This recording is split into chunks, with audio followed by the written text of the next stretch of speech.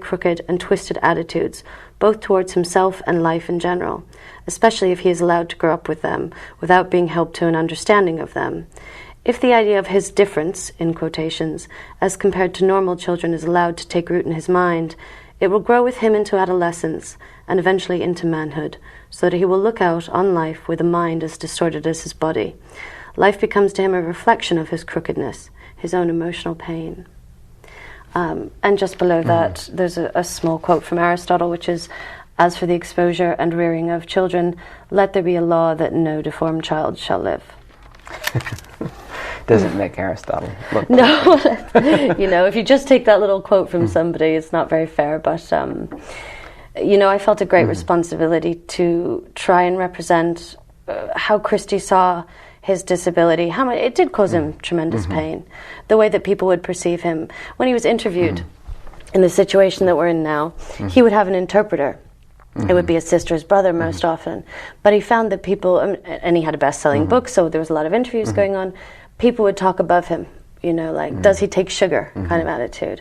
And he would get his left foot, he would kick things, because it infuriated him. This was a book he'd written, but people wouldn't look him in the eye and deal with his disability. And so, it's been a work of a labor of love for me, a lot of passion involved in the writing of the book. And I've been very lucky. That condescension. When I was in college, I worked for a while at a mental hospital, and there was a doctor and a nurse who spent almost no time on the ward. I believe they had a couple of buildings. We were in one ward. Yeah. And during the first staff meeting, the doctor said to the nurse, "The staff are restless today. What's bothering the staff?"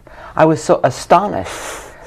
I was sitting right 2 seats away from him, and he didn't address me. Right. He talked about me as if I were and it's a dog infuriating, or and it's yeah. cruel. Yeah, it's cruel. But people do it a lot, and there's an enormous... I think there is in society a very strict hierarchy, and when you get far enough away from power, you become voiceless. Yeah. And people won't hear what you say. Even if you say the house is burning down, they won't hear it because you don't have the That's exactly right. Yeah, that's it. And if you look at his prose, his writing itself, there's, a sentence is like 8 lengths long.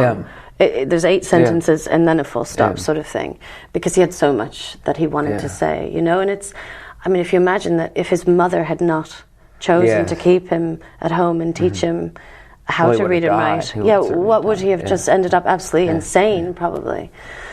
So, it's been a great gift to write this book. It's a tremendous story. It overwhelms me, really, talking about it, Well, that's the great thing about writing, is that it is sometimes a place where people who are not ordinarily listened to can be heard. Yeah, absolutely. Although talk about the difficulty you had when writing the book and getting it published, because a lot of people want to... It's odd. I don't want to encourage everyone to write a book, because it's such a hard thing to do. Right. But if they really need to, I wish they would. It's odd. Absolutely. I feel kind of torn about this. Yeah. I don't want to tell people it's easy, because it's not. It's not easy. and I don't want to... And I also don't think they should... let me see if I can articulate this. I think people feel that writing is an expression of their divinity. We all feel you're the we creator. have an element of... It's emulation of God in a way. That's as well. right. That's exactly right. And I do think we're all divine. Either none of us are, or we all are. There's no I think we absolutely all are. Hands down, no There's problem. No question. Absolutely. Then it's not a thing you just get at a certain income. It's a thing everyone has. Yeah. But then maybe, and for those who need to discover that divinity through writing, I think they should. But it worries me when they feel that they should have a commercial success, and if they don't, then their divinity is at risk. Yeah. And then they'll do anything to get the success, and maybe they won't write as well as they might otherwise do. Yeah, I know exactly what you mean. It's an attachment to the notion that a book which sells a lot of copies there is in any way a success. I wrote this book without a notion of money at all. I was 28, I graduated, did 2 masters, I've been in school a long time, since I was 4, so it's 24 years of school. And I had overdrafts and credit cards, and just thought, you know what, I'm just going to go hell for leather and go for it. Because life is too short, and I had just a compulsion to do it. I mean, I think it's a very important story that needed to be told. It is an important story. I sent off to every publisher in the UK and Ireland who I thought would be vaguely interested. People ask me now, you know, how did you manage to get published? There's no secret to it. It's like many other things, tenacity.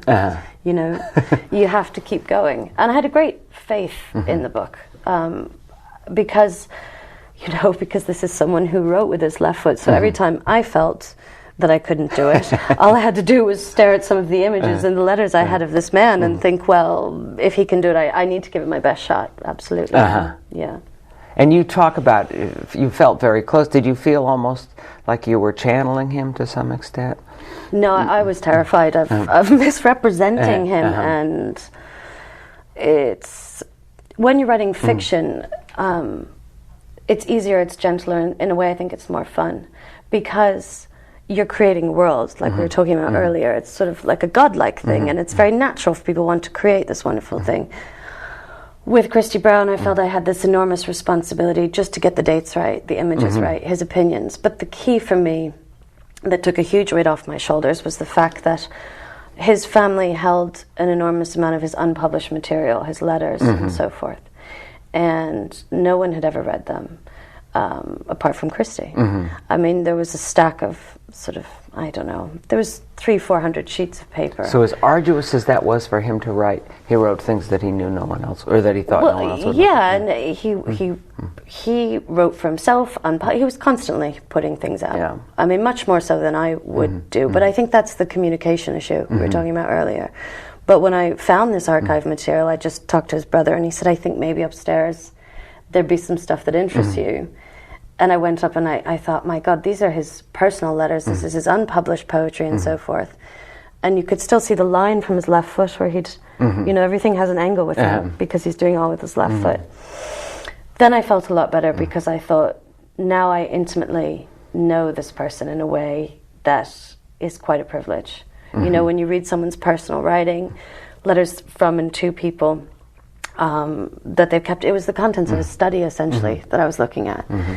Then I had a way into the book that I knew what his opinion on disability was, and it took a huge weight off my shoulder because I didn't like at all the idea of presuming that he thought. I hate those biographies that say Jane Austen was terribly sad that day, and I just think, how do you know? Yeah, that's really irresponsible. Are you sure it's not you? I find that so uncomfortable. Yes, well, I was terrified of that. I mean, absolutely. The reason I say I mean, there's a new biography of my father coming out. There was quite a bad one written shortly after he died, and the guy who wrote it had written a wonderful biography of another writer, a great American writer called Richard Yates, and he, during the writing of the book, he almost became my father, this guy. I mean, almost alarmingly. Right. He'd refer, you know, we went to dinner